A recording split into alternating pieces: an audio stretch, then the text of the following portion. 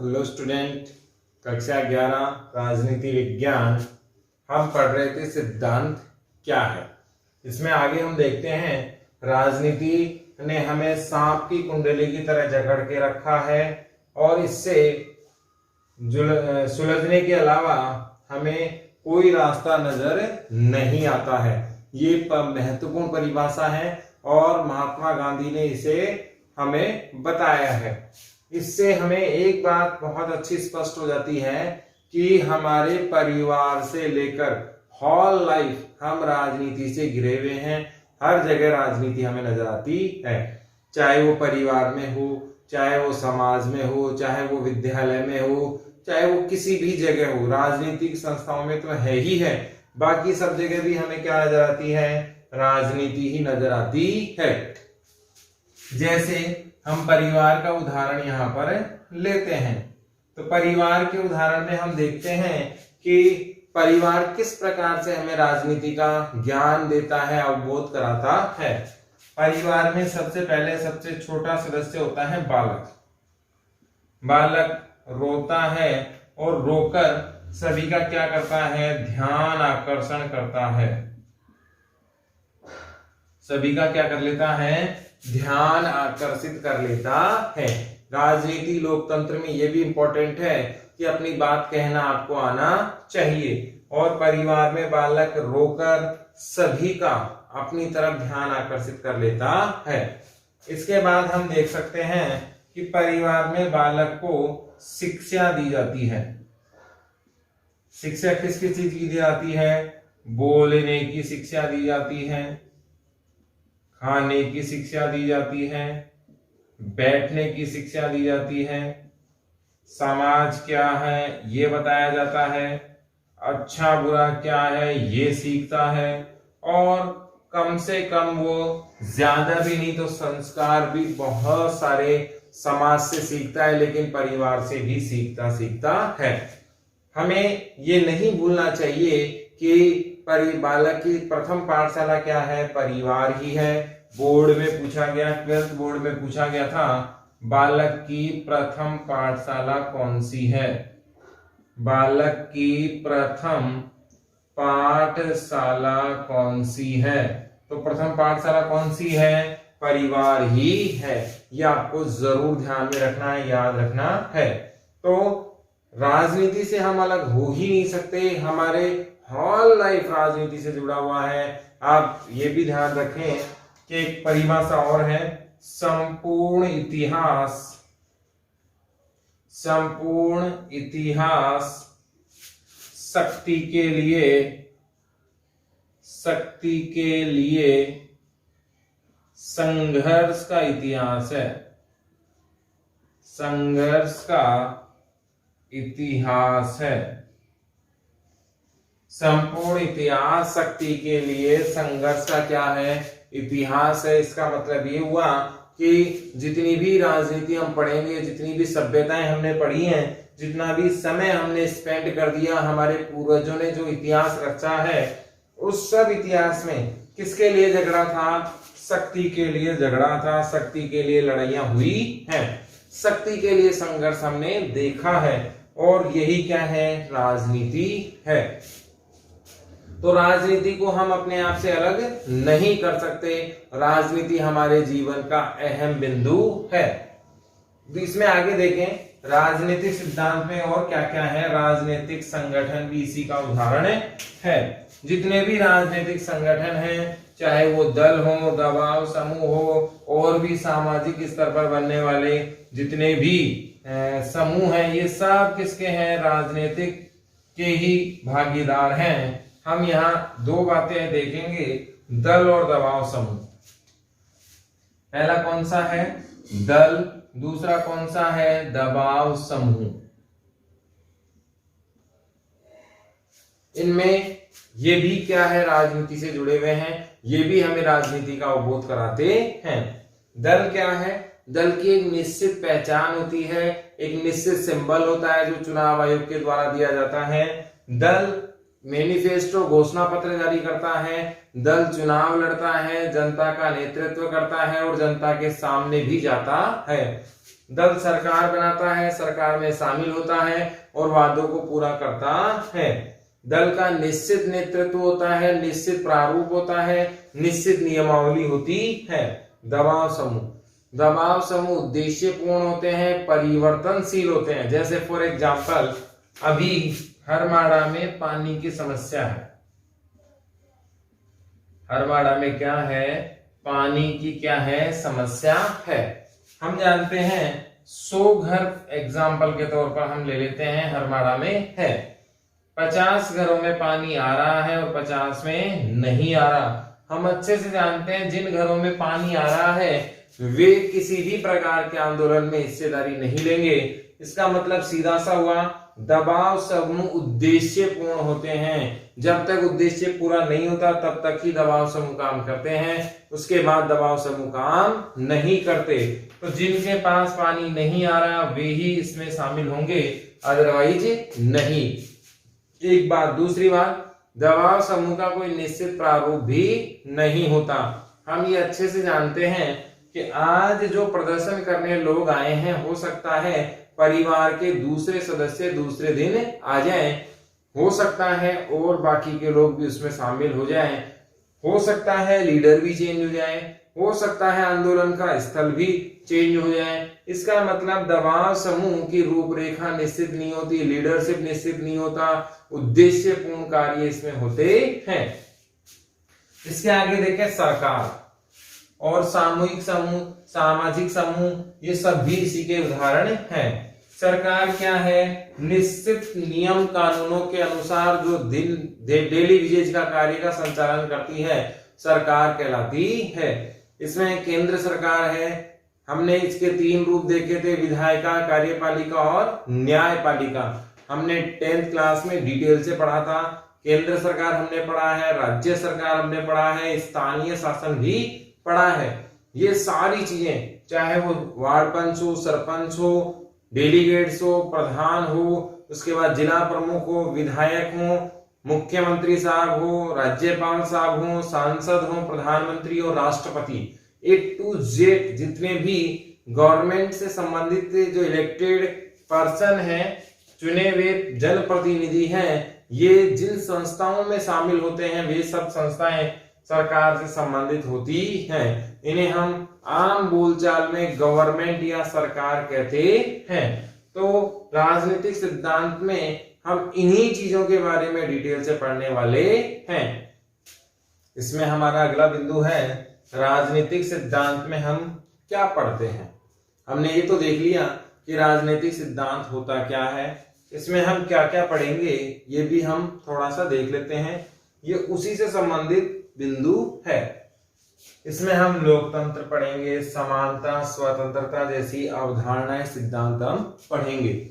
आपको पता होना चाहिए समानता, स्वतंत्रता दोनों ही हमारे सिलेबस से हटा दी गई हैं कि किस प्रकार से समानता हमारे जीवन में काम आती है, स्वतंत्रता क्या है, इसका अर्थ क्या है, इसके फायदे क्या है, सकारात्मक स्वतंत्रता किसे कहते हैं, नकारात्मक स्वतंत्रता किसे कहते हैं, स्वतंत्रता की मांग सर्वप्रथम कहाँ उठी, स्वतंत्रता क्यों आवश्यक है, लोकतंत्र स्वतंत्रता के आधार पर किस प्रकार से, ये सारी चीजें हम किस में पढ़ते हैं, राजनीतिक सिद्धांत में पढ़ते हैं।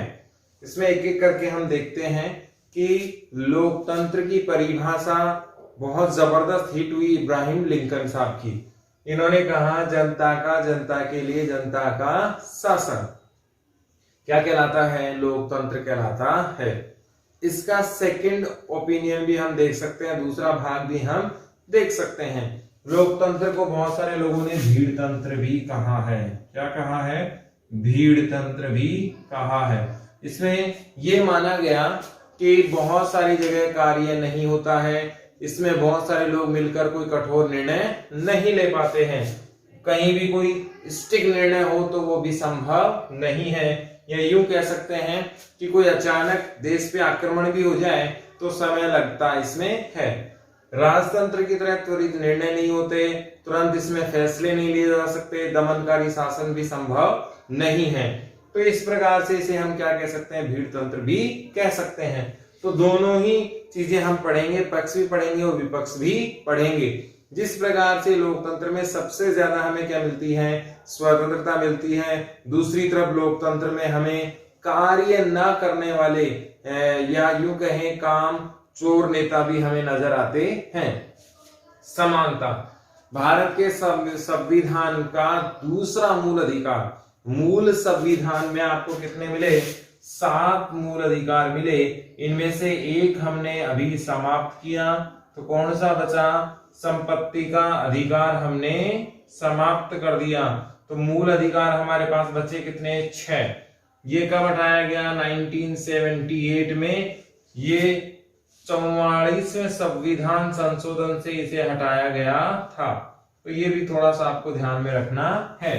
भारत के संविधान में पहला मूल अधिकार 14 से 18, 19 से 23 कौन सा है, समानता है। इसमें हर प्रकार की समानता आपको दे है। आपको जीवन बचाने की समानता है, कार्य करने की है, मतदान की है, यानी कि भाषा, लिंग, जाति, वर्ण, संप्रदाय के आधार पर भारतीय कंडीशंस में आपसे भेदभाव संभव नहीं किया जा सकता।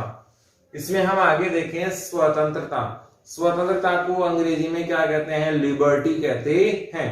और वास्तव में जितना भी संघर्ष अगर हुआ है इतिहास में देखा जाए तो ये स्वतंत्रता को लेकर ही हुआ है, क्योंकि आजादी के लिए जब भी संघर्ष होता है तो उसके पीछे दमनकारी प्रशासन का विरोध होता है। दमनकारी प्रशासन जब सारी सीमाएं लांघ जाता है तो ऐसी स्थिति में क्या होता है, फिर स्वतंत्रता जो कर्मी होते हैं, स्वतंत्रता के जो चाहने वाले लोग हैं, वे आंदोलन करने लग जाते हैं। अब सवाल ये उठता है, स्वतंत्रता किस मात्रा में मिले, स्वतंत्रता का दायरा कैसा हो, स्वतंत्रता के लिए सबसे बेस्ट शासन कौन सा है, या यूं कह सकते हैं स्वतंत्रता कितनी ज्यादा होनी चाहिए। ये सारी चीजें इसमें हम पढ़ेंगे। इसके बाद हम देखें स्वतंत्रता कितने प्रकार की, 2 प्रकार की। नकारात्मक स्वतंत्रता भी हम पढ़ेंगे, सकारात्मक स्वतंत्रता भी हम पढ़ेंगे। सिलेबस में टॉपिक हटा दिया गया है, लेसन हटा दिया गया है, फिर भी कई जगह जहां स्वतंत्रता हमें मिलेगी वहां हमें इसे पढ़ना ही पड़ेगा।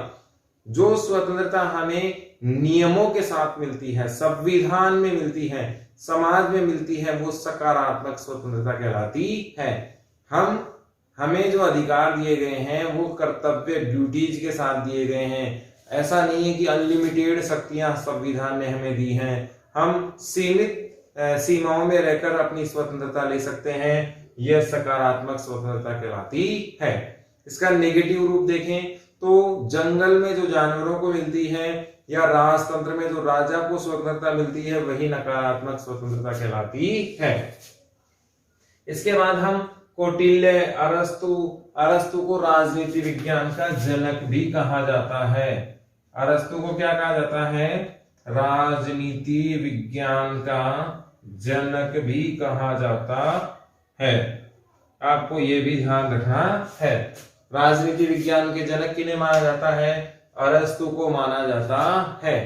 कौटिल्य, आप जानते हैं धर्म शास्त्र, अर्थशास्त्र जो लिखा वो किन्होंने लिखा, कौटिल्य ने ही लिखा। बहुत बड़े विद्वान थे, इनकी बहुत जबरदस्त गणनाएं थी। इनकी प्रसिद्ध पुस्तक का नाम क्या है, अर्थशास्त्र है। कौटिल्य की प्रसिद्ध पुस्तक का नाम क्या है, अर्थशास्त्र है। आपको यह ध्यान रखना है, अर्थशास्त्र में इन्होंने क्या बताया है, राजनीति के सिद्धांत बताए हैं, राजा के कर्तव्य बताए हैं, जनता के कर्तव्य बताए हैं, और राजतंत्र किस प्रकार से चलाया जा सकता है, ये सारी चीजें इसमें बताई गई हैं। तो आपको ये ध्यान रखना है, अरस्तु राजनीति विज्ञान के क्या हैं, जनक हैं, इन्होंने ही इसे बनाया।